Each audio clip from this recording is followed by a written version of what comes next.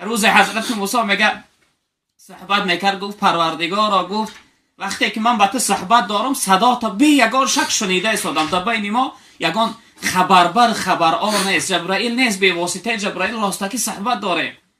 من فکر مینم که ایمن در بنده نداره که به ذات تو قریب باشه.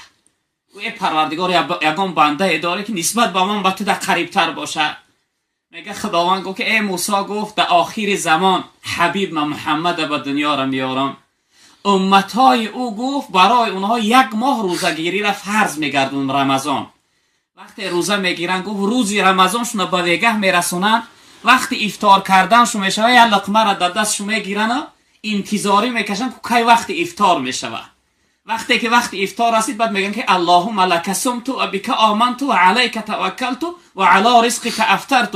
پروردگارا من برای تو روزه گرفتم، با گفته تو باور دارم، توکل ما به تو سپاریدم، با این رزق دادگی تو من افطار میکنم، روزم میشکنم.